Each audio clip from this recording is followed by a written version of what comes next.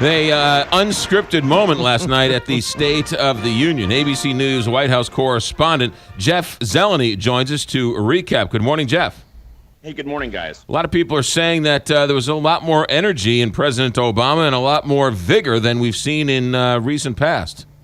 Well, that is certainly true, especially that moment we just heard. I mean, it was classic Obama in many senses. You know, the kind of smackdown. The smirk that kind of grew over his face was clear that is how his mindset is going into these final 2 years of his presidency. But, boy, if you had just turned on the TV last night, if you've been sleeping for a few months, you would have thought, gosh, did he win an election this November? There was no mention, no talk at all of the fact that the American people actually spoke in the most recent election and voted Republicans in control of both houses of Congress. So that's where we saw a bit of a disconnect last night. He kind of ignored that fact and just was cruising straight forward toward legacy time. I think Democrats, rank and file Democrats, are waking up this morning saying, where was that guy the last 6 months? Why did Democrats run from him during this midterm election? Where was that guy? That's actually a great point. I mean, that guy was not available over the summer or into the fall because the economic numbers were not quite as good.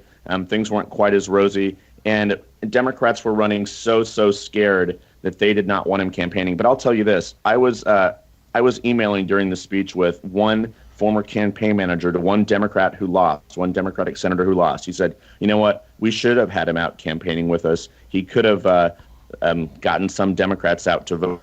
So I think it was a mistake actually to keep the president from some of those states like Colorado, like North Carolina. But, it's a new day. Divided government has set in. Now the question is any of that stuff he talked about last night going to happen? And the reality is not much. Right. And let's talk about partisan politics and all that. The Democrats, and I was talking specifically about the senator from New York, Chuck Schumer, said afterwards, it wasn't a very partisan speech. I suspect the other side would disagree.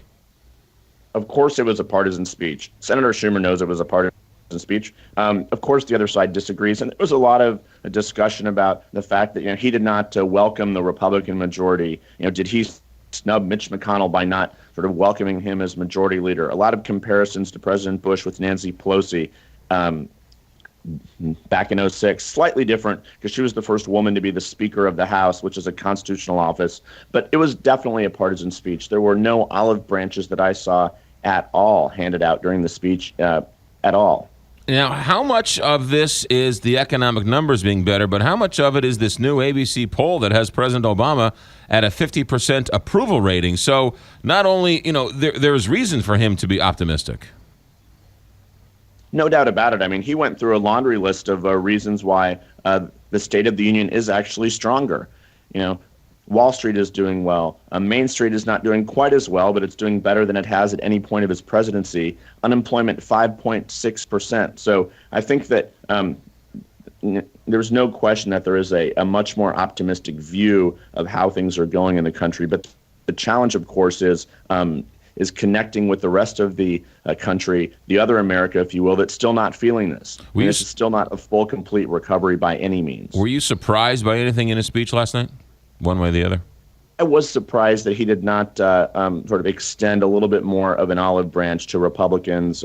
It was a defiant speech from start to finish. I actually thought that he might have a little bit more of a conciliatory tone in some respects, but that didn't happen. I'm sorry, Kelly. I was shocked at his trade comments, sort of almost even chastising some in his own party.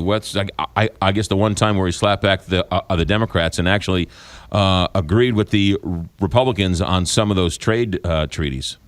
You're definitely right about that. That was the only time, and that will be probably an area of agreement that the White House and the Republican majority and a few Democrats, some Democrats will sign on to. But boy, the unions are not necessarily happy about these trade agreements. But that was about the only olive branch, if you will, that he extended them. I thought was very interesting. Immigration was missing from the speech, and that was no accident. That was by design. It was to not inflame the politics around immigration. He can talk about raising taxes. They know that's not going to happen. That's a classic Democratic-Republican argument. But they did not want to inflame the immigration conversation debate, and he left it out of the State of the Union. Well, middle class affects so many of us, and I heard that he really talked a lot about middle class economy.